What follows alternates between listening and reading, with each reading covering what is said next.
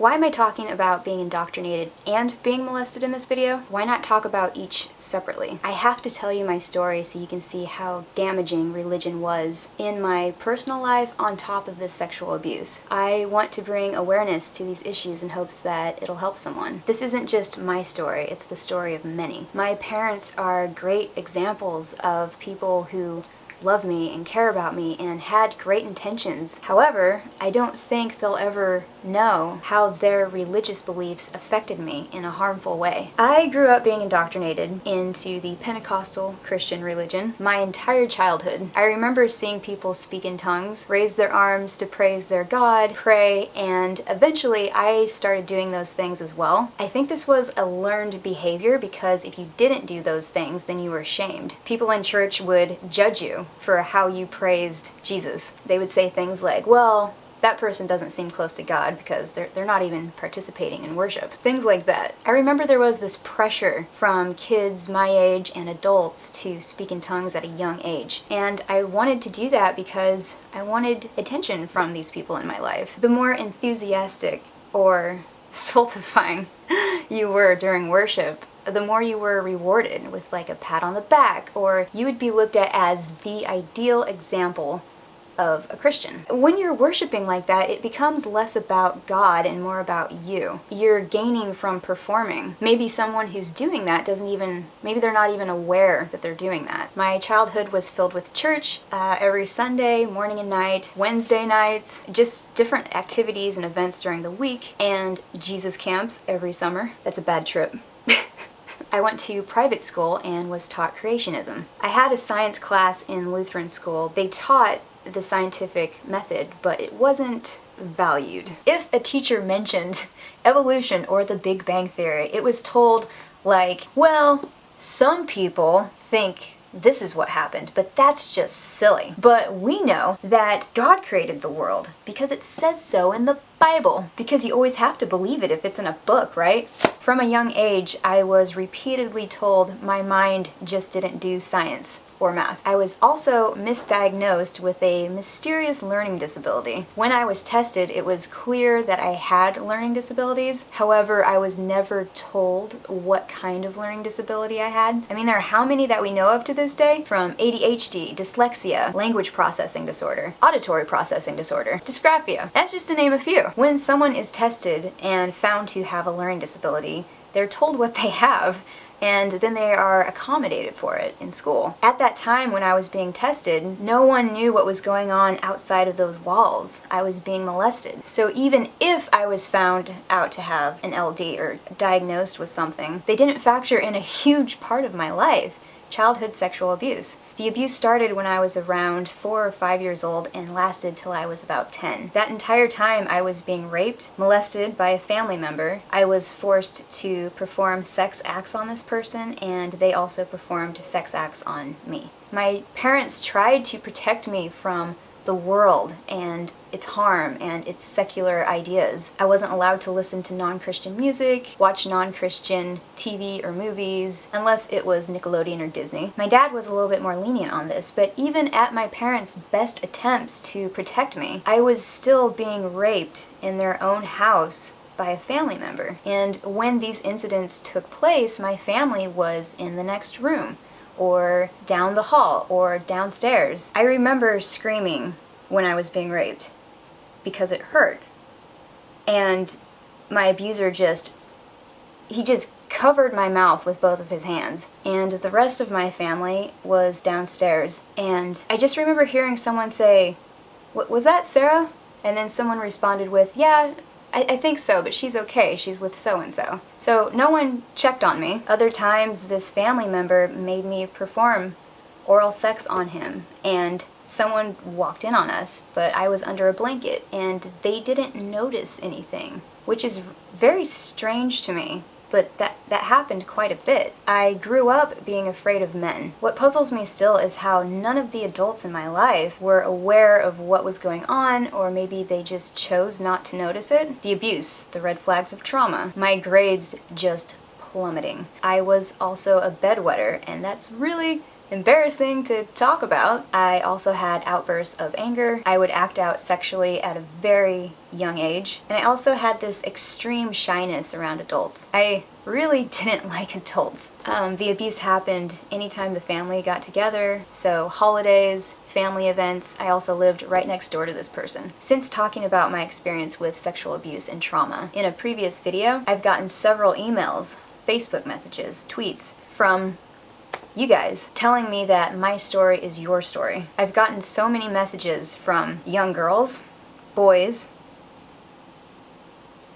also adult men and women telling me they've gone through a very similar experience, or they are currently going through this. During that time I was molested, I also attended church, and I was told if you have sex before you're married, if you have any sexual experiences at all, you are dirty and unclean and used up, and you are worthless. Now, this might sound familiar to you. If you are aware of Elizabeth Smart's story, she says the same thing in a TED Talk. She was kidnapped by Brian David Mitchell and his wife, Wanda Barzee. Mitchell claimed to be a religious prophet.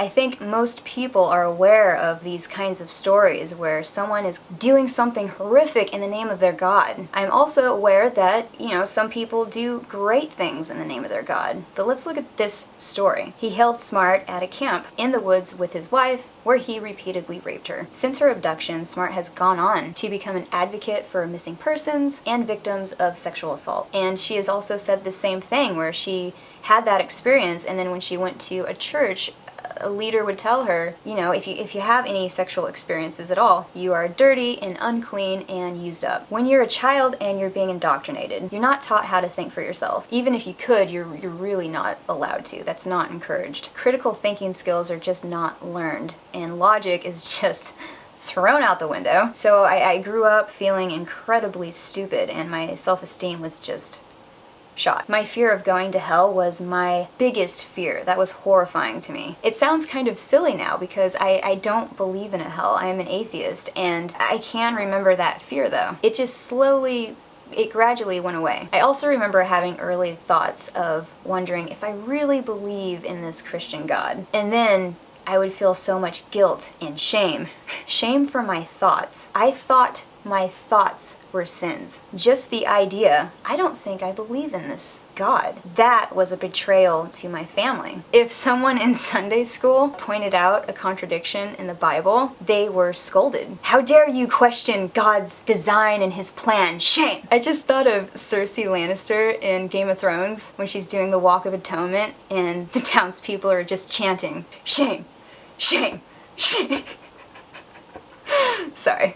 Religion. As a girl growing up in the Christian religion, I did not feel empowered. I felt weak and small. And again, very unintelligent. Feeling ashamed just from being female. Just by being a female alone, you get the sense that your voice doesn't matter. For example, I am in 1 Timothy 2:12. It says, I do not permit a woman to teach or have authority over a man. She must be silent. Also, 1 Corinthians 14, verse 34, women should remain silent in the churches. They are not allowed to speak, but must be in submission, as the law says. I have found myself almost subconsciously repeating those verses in my mind for years. That silence that started in my childhood was carried into my adolescence and into adulthood. Sometimes even now, when someone asks my opinion, I want to answer them, but it's like I have to give myself permission first to speak my mind. It's a bad habit. I hate that, but it makes sense because if you guys remember, a couple years ago, I came out as an atheist, and then I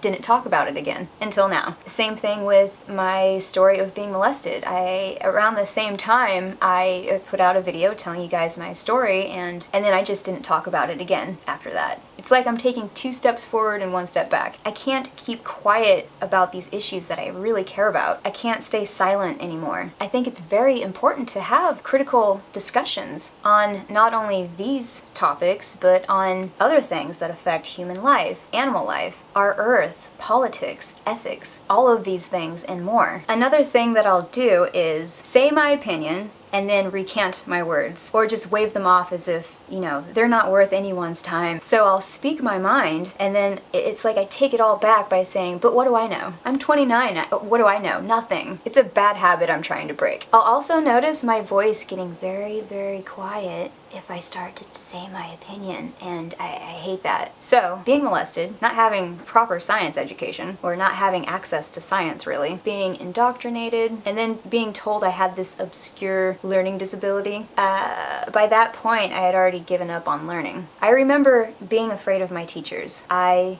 didn't listen to them. I didn't want to listen to them. I was afraid they wanted me to perform sexual acts on them. Those were my thoughts, and then feeling so much guilt and shame just for those thoughts. Thanks, church, for my sinful thoughts and sexual knowledge and experience. I remember these thoughts escalated when I was paired with a private tutor. I just remember thinking, I really don't want to go down on her right now. I hope she doesn't make me do that. I was 8 or 9 years old, so I would lay my head on the desk and I would just ignore her.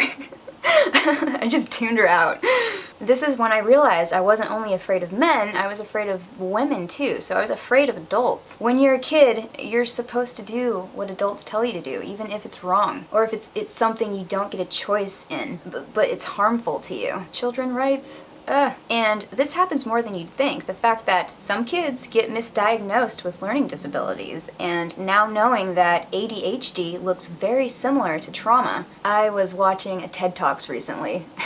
TED Talks, but does he listen? With pediatrician Nadine Burke-Harris, who spoke about how childhood trauma affects health across a lifetime. She said something along the lines of this: imagine you're in the woods, and you're hiking or you're camping and you're on a trail and you notice a bear, and that's scary, but you're also out in the woods, so it's kind of likely that you would come across a bear because you're out in the woods. Nature! So now imagine you're in your home, you're in your house, and you walk into the next room and you see the bear. That bear is now in the room with you. That fear is exactly how I felt when I was little. There was nowhere that felt safe. My brain was just on high alert, constantly wondering when the next round of abuse was going to happen. I also developed a fear of my dad, and he never did anything to me, but I was always afraid that he would. I didn't trust anyone, especially people in my own family. I remember apologizing to my dad. I told him I was sorry that it happened. I was feeling all of this guilt, because at that time in my life, I thought the sexual abuse was my fault. I told my dad that I was sorry that I pushed him away because of what this other person did to me. And he just gave me a hug, and he told me he was so sorry, and that it wasn't my fault, and that it shouldn't have happened. The last thing I ever wanted to do was tell. I never even thought I would tell anyone my secret, because I carried it for so long. But I did tell my parents when I was 13, and nothing happened. A police report was never filed. I remember my parents asking me, what should we do? And I didn't know, so nothing happened. I did see a therapist, but I wasn't ready to talk about it. It should have been reported. This also means it can be reported anonymously. So let's say you're a teacher and you notice a kid struggling or showing signs of trauma. This could be them not doing well in school. Maybe they seem distant and isolated, maybe irritable. These are just a few things mentioned, but if you have a suspicion that a child is being harmed, you can make an anonymous phone call and you can report it. I remember not wanting to tell because I didn't want to hurt my family. I also didn't want to get my abuser in trouble. I wanted to protect him. I didn't want to have to look my mom in the eyes, my dad in the eyes, and say, I've been molested, and I'm sorry, and I don't know how to tell you this, but I need help. I didn't want to see my parents hurt, that shock and that pain in their faces, but I had to tell them. I've learned recently how normalized childhood sexual abuse is, and it shouldn't be this way. In an ideal world, a kid could tell someone about the abuse, and that person would believe them and protect them from further harm. In a perfect world, child abuse would not happen, but we don't live in a perfect world. Children are vulnerable, and the worst most horrible human beings on the planet take advantage of them and hurt them. That's something else I've discovered since uploading my story a couple years ago about being molested. Every letter I get, the child who is in that situation wants desperately to get out, and they are terrified. They want help and they don't know how to get it or who to ask for it. They're more so scared of how the person they tell is going to react. They're afraid of being shamed, blamed, and not believed. Why would a child make this up? If you're a kid and you have these experiences, you need to know that it's not your fault. It was never your fault. I've put several resources down below in the description bar. If you're an adult and you notice a kid struggling and you see that, don't be afraid to start a conversation with that kid and just ask them, like, hey, what's really going on? You can trust me. You can open up to me. You can tell me anything. If you notice something, say something. I wish more than anything someone would have come to my rescue. I wish someone would have been my voice. I think that's why sometimes when I see some adult get upset and angry about child abuse, I feel like this sense of liberation almost. I wish I could have seen an adult be angry about what happened to me when I was little. I've also noticed a trend with certain people, and this is just my own theory, but some people who normalize child abuse, my guess is they've probably been victims of abuse themselves, and they haven't allowed themselves to acknowledge that, realize it, process it, think about it, and then get help for themselves. Sometimes when you're processing the truth, it can be really hard to digest. I think you have this sense of shock, then denial, then questioning. When I've talked about being molested, every once in a while you get comments from people saying, oh, but I've been molested when I was little. So what? Just get over it. Oh, why didn't I think of that? I'll just get over it. The lack of logic is astonishing. Everyone together now, let's all just sweep our shit under this massive rug, never to be looked at again. But God, what's that smell? Sorry, I feel like sometimes when I get upset about something, I'll start to emulate Bill Burr's mannerisms when he gets worked up. Hey everybody, it's Bill Burr. It's time for the Thursday afternoon, just before Friday, Monday morning podcast, and I'm just checking in on ya. Zip!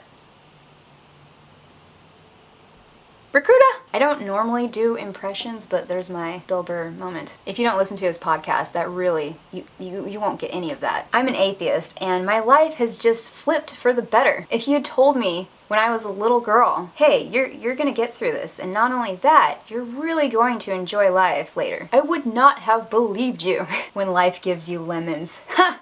Life beats you with them, but you heal. Things that have helped me. Seeing a great therapist, and there is a huge difference between seeing a good therapist and seeing a bad therapist, but more on that in a second. Talking with a good therapist, learning how to meditate and practicing that's really helped. I had post-traumatic stress disorder, and just noticing or being aware of when I would start to feel anxiety or maybe a panic attack, or like a wave. My therapist also taught me a grounding technique, which is, you place your feet on the floor and you just notice what's in the room around you in this moment. Sometimes when I would talk to a therapist about a scary memory, sometimes I would get a flashback, and all of a sudden, it's like you're there in that scary memory and you're not really here right now. My therapist called it mentally time traveling, and I think that's very appropriate. That totally makes sense. You're reliving that horror and you remember where you were. You remember senses you had in that moment, smells, tastes, everything. But just doing that grounding technique and just coming back to the present moment. Over time, those PTSD moments just went away. I can talk about my experience now without it exhausting me like it used to. It doesn't anymore. Meditation has helped me notice certain emotions creeping in, and as soon as I just thought, well, that's anxiety, that's interesting, it already goes away. I remember the first time I tried meditation, and my therapist had recommended it to me. She introduced me to it, and I remember walking into her office with the posture of like Nosferatu, and then when you're meditating and you realize, where you're carrying tension in your muscles, and you just, that's better. Also, the classic self-care checklist has helped. Eat well, sleep well, exercise. Take care of yourself, physically, mentally. I mean, these are the basic things, but I think sometimes people forget. Okay, so I remember 2 instances of seeing a bad therapist, and this is another reason why religion is harmful. The first one, I was coming out to myself as an atheist, and I told a therapist this, and she said, you need to reread your Bible because you clearly You don't get it. You just don't get it. Okay. Bible, NIV, Red Letter Edition, A. Numbers, Deuteronomy. Deuteronomy 22:23-24. If a man happens to meet in a town a virgin pledged to be married and he sleeps with her, you shall take both of them to the gate of that town and stone them to death, the girl because she was in a town and did not scream for help, and the man because he violated another man's wife. You must purge the evil from among you. Let me stroke my imaginary 900-year-old Abraham beard and ponder this over. No! No, no, no, no. Hey God, I'll take that's not moral for 200. And if I get raped, I have to be stoned to death because I was raped. Yeah. Clearly, I don't get that. This is also at a time in my life when I was rereading the Bible, and that's what made me an atheist. When you're indoctrinated, you grow up with blinders on, and I just chose to take mine off. Another moment was when I was attending Christian college in Griffin, Georgia. I went through their rigorous, abusive Jesus boot camp. They ran us straight for 24 hours. We weren't allowed to have phones. We weren't allowed to have our cell phones or watches because they didn't want us to know what time it was during this whole camp experience. The only thing that they gave us to eat during those 3 days was this unflavored, gloopy oatmeal. Where we were being taken to, we had no idea. We also didn't know how long we were going to be there, and we didn't know when they were going to take us to this camp. So in the middle of the night, we're just taken. I had just turned 18, and this is a whole nother video in itself. I'm not going to fit that story into this video, but if you would like to hear about that experience, let me know. Anyway, back to another example of a bad therapist. She was a Christian counselor at this school, at the church. This school was in a church. When I got back from boot camp, I told this counselor I felt very anxious and depressed, and I told her I needed to leave the school. Her response to me was, "Oh, you're listening to Satan and his demons. You can't do that." She said, "Don't listen to Satan. Listen to God. Stay close to God." Hey, I'm cured. Great advice. Again, my life is so much better now. I've discovered another thing atheists seem to have in common, besides the whole not believing in a god or deities thing. We all follow Sarah Silverman on Twitter. Okay, maybe not all atheists do this, but she is the one who taught us Jesus is magic. My life now. I live in California, and I'm married to my best friend, and we have a small dog, and I love learning. I love reading and studying about science and psychology and philosophy. I find those topics very fascinating and interesting. I love learning from scientists and philosophers and psychologists and reading the paper, listening to various lectures and debates, presentations and podcasts. I love languages. I'm currently learning Spanish and French, and I'm very interested in sign language. I love learning about trauma and how that affects the brain, and learning about meditation and how that affects the mind. I could go on and on about my love for learning, but I won't. My hope is that just talking about these issues and bringing awareness to them, it's like I'm in a dark cave and I'm just shining a light on this and taking a really close look at it, hoping that other people will see a way out too. I'm adding resources in the description bar. There are ways of getting help if you need them.